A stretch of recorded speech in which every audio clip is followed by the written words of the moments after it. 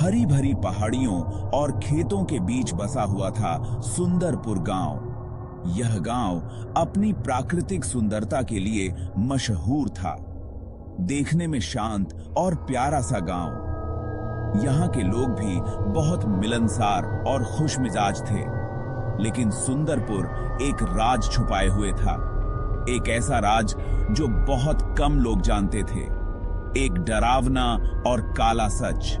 यह सच गांव की खुशियों के पीछे छिपा हुआ था। गांव के बाहर एक बगीचा था जो सालों से वीरान पड़ा था। यह बगीचा कभी बहुत सुंदर हुआ करता था। सूखा और उजाड़ ये जगह किसी जिंदा इंसान के लिए नहीं थी। यहाँ की हवा में एक अजीब सी ठंडक थी, क्योंकि ये था भूतिया दुल्हनों का बगीचा। इस बगीचे में कई कहानियां दबी हुई थीं। इस बगीचे के बारे में गांव वाले फुसफुसाते थे। वे इस जगह से दूर रहने की सलाह देते थे। कहानियां सुनाते थे उन दुल्हनों की जो अपनी शादी से पहले ही मर गईं। उनकी कहानियां सुनकर रोंगटे खड़े हो जाते थे। उनकी आत्माएं हमेशा के लिए कैद हो गईं, इस बगीचे में भटकती रहीं। वे कभी चैन नहीं पा सकीं। वो तरसती रहीं अपने खोए हुए प्यार के लिए, अपनी अधूरी किस्मत के लिए। उनकी पीड़ा आज भी महसूस की जा सकती है। गांव वाले इस बगीचे के पास भी नहीं जाते थे। उनके दिलों में दहशत भरी हुई थी। वे इस जगह को अपशगुन मानते थे। गर्मियों की एक शाम पूजा नाम की एक जवान लड़की सुंदरपुर आई। वो अपने दादा दादी से मिलने आई थी, जिनका घर प्यार और मसालों की खुशबू से भरा रहता था। पूजा अपनी जिज्ञासु आंखों और नई चीजें जानने की प्यास लिए उन फुसफुसाहटों को सुना। भूतिया दुल्हनों की कहानियों ने उसे डराया भी और उसकी उत्सुकता भी बढ़ाई। उसने बगीचे के दर्दनाक इतिहास के बारे में जाना। हर कहानी पिछली से ज्यादा दुखद। पूजा को उन कैद आत्माओं पर बहुत दया आई।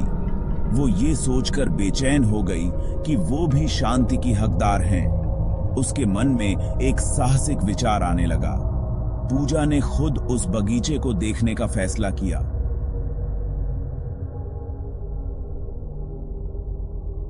चांद आसमान में नीचा लटका हुआ था। सुंदरपुर पर एक अजीब सी रोशनी डाल रहा था।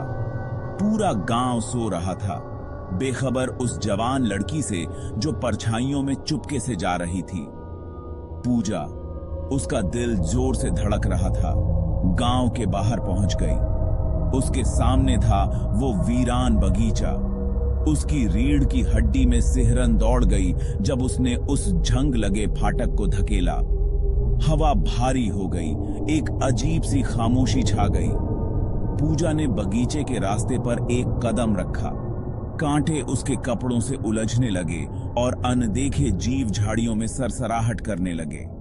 अपने डर के बावजूद पूजा आगे बढ़ती रही, बगीचे के बीचों बीच। पेड़ों की ओट से झांकती चांदनी अजीब और गरीब परछाई बना रही थी। सूखे फूलों की गंध हवा में भारी थी। पूजा हवा में फुसफुसाहट की आवाजें सुन सकती थी, बातचीत के टुकड़े, हंसी और रुलाई की आवाजें। वो उसके चारों ओर घूमती हुई सी लग रही थी, उसे बगीचे की आगोश में खींच रही थी। फिर धुंध और परछाइयों के बीच उसने उसे देखा। सफेद रंग के गाउन में एक परछाई, उसकी पीठ उसकी तरफ थी। लंबे काले बाल उसकी पीठ पर बिखरे हुए थे। पूजा की सांस थम गई। क्या ये उन भूतिया दुल्हनों में से एक हो सकती है? हिम्मत जुटाकर पूजा एक कदम और आगे बढ़ी। जैसे ही पूजा उस परछाई के पास पहुंची, दुल्हन मुड़ी। उसकी चाल में एक अजीब सी ठंडक थी, जैसे समय ने उसे जकड़ लिया हो। उसका चेहरा बेहद हसीन और पीला, आंसुओं से सना हुआ था। उसकी आंखों में एक गहरा दर्द था जो किसी भी इंसान को हिला सकता था। उसकी आंखें गहरे गम से भरी हुई पूजा को घूर रही थीं। ऐसा लग रहा था जैसे वो पूजा की आत्मा को देख रही हो। पूजा डर के बावजूद थोड़ी सी हिम्मत करके बोली, हेलो। उसकी आवाज कांप रही थी, लेकिन उसने खुद को संभाला। दुल्हन की आवाज, एक दर्द भरी फुसफुसाहट, पूजा के रोंगटे खड़े कर देने वाली थी। उसकी हर बात में एक गहरा रहस्य छिपा था। दुल्हन ने अपनी गमगीन आवाज में अपनी कहानी सुनाई। उसकी कहानी में एक ऐसा दर्द था जो पूजा को अंदर तक हिला गया। उसने अपने प्यार के बारे में बताया, जिसकी बेरहमी से हत्या कर दी गई थी उनकी शादी से कुछ दिन पहले। उसकी आवाज में एक गहरा दुख था। उसने अपने दुख के बारे में बताया, जिसके कारण उसने अपनी जान दे दी। उसकी आत्मा अब भी उस दर्द में बंधी हुई थी। बगीचे में कैद वो और बाकी दुल्हनें शांति नहीं पा सकीं। उनकी आत्माएं अब भी उस दर्द और गम में बंधी हुई थीं। अपने गम और अधूरी इच्छाओं से बंधी हुई वो दुल्हनें अब भी उस बगीचे में भटक रही थीं, शांति की तलाश में। छांव। पूजा ध्यान से सुनती रही। उसका दिल सहानुभूति से भर गया। उसकी आंखों में एक अजीब सी चमक थी, जैसे वह उस दर्द को महसूस कर रही हो। दुल्हन का दर्द साफ दिख रहा था। उसकी निराशा पूरे बगीचे में गूंज रही थी। उसकी आंखों में एक गहरी उदासी थी जो पूजा को अंदर तक हिला गई। पूजा जानती थी कि उसे उनकी मदद करनी होगी। यह उसकी जिम्मेदारी बन गई थी, जैसे कोई अदृश्य शक्ति उसे इस काम के लिए प्रेरित कर रही हो। वो उन्हें और तड़पते हुए नहीं देख सकती थी। उसकी आत्मा इस दर्द को सहन नहीं कर पा रही थी। एक गहरी सांस लेते हुए पूजा ने वादा किया। उसने अपने दिल में ठान लिया कि वह इस बगीचे की आत्माओं को शांति दिलाएगी। वो उन्हें मुक्त करने का कोई न कोई रास्ता निकालेगी, चाहे उसे कितनी भी मुश्किलों का सामना क्यों न करना पड़े। दुल्हन ने उसकी आंखों में आशा की एक किरण लिए हुए पूजा को धन्यवाद दिया। उसकी आंखों में एक नई चमक थी, जैसे उसे विश्वास हो गया हो कि पूजा उसकी मदद करेगी।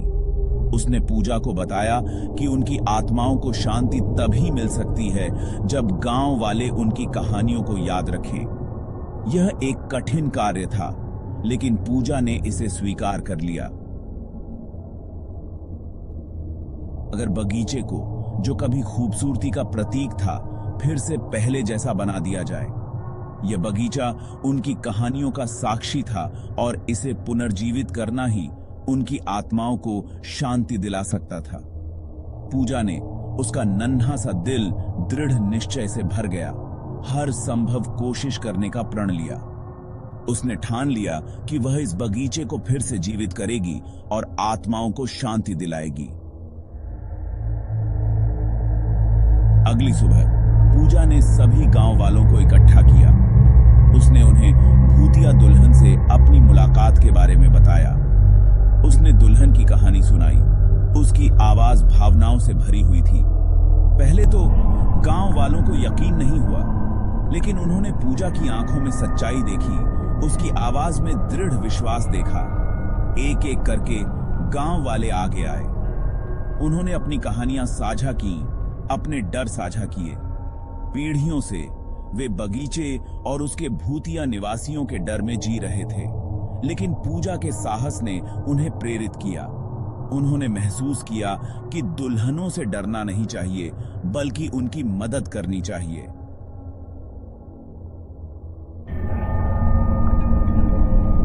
सभी गांव वालों ने मिलकर बगीचे को फिर से बनाने का फैसला किया। उन्होंने उगे हुए रास्तों को साफ किया, फूलों की क्यारियों की निराई की और नए पौधे लगाए। हवा, जो कभी गम से भारी थी, साफ होने लगी। दर्द भरी फुसफुसाहट की जगह हंसी ने ले ली। बगीचा, जो कभी डर की जगह हुआ करता था, धीरे धीरे वापस जीवंत होने लगा। पूजा गांव वालों के साथ काम करते हुए शांति का अनुभव कर रही थी। वह जानती थी कि दुल्हनें देख रही हैं। उनकी मौजूदगी को हल्की हवा में और पत्तों से छनकर आती धूप में महसूस किया जा सकता था। बगीचा उनकी याद में एक प्रतीक बन रहा था, आशा का प्रतीक। बगीचे के बीच में गांव वालों ने एक छोटा सा मंदिर बनवाया, एक ऐसी जगह जहां वे दुल्हनों के लिए प्रार्थना कर सकें और उनकी कहानियों को याद रख सकें। तेल के दियों की मंद रोशनी में नहाया हुआ मंदिर एक तीर्थ स्थल बन गया, शांति और स्मरण का स्थान। जैसे ही सूरज डूबने लगा, पुनर्जीवित बगीचे में लंबी परछाई पड़ने लगी। पूजा मंदिर के सामने खड़ी थी। वह दुल्हनों की उपस्थिति को महसूस कर सकती थी। शाम के समय में उनके रूप चमक रहे थे। वे शांति से भरी हुई लग रही थीं। उनका गम शांति से बदल गया था। भूतिया दुल्हनों का बगीचा अब नहीं रहा। उसकी जगह एक खूबसूरत और शांत जगह थी, एक ऐसी जगह जहां गांव वाले अपने प्रियजनों को याद करने और सांत्वना पाने आ सकते थे।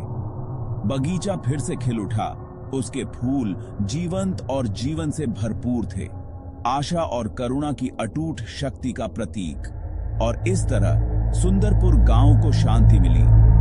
भूतिया दुल्हनें, उनकी आत्माएं आखिरकार शांत हो गईं, गांव की कहानियों का हिस्सा बन गईं। एक याद दिलाते हुए कि अंधेरे में भी हमेशा रोशनी होती है, कि मृत्यु में भी प्यार और आशा फिर से खिल सकते हैं।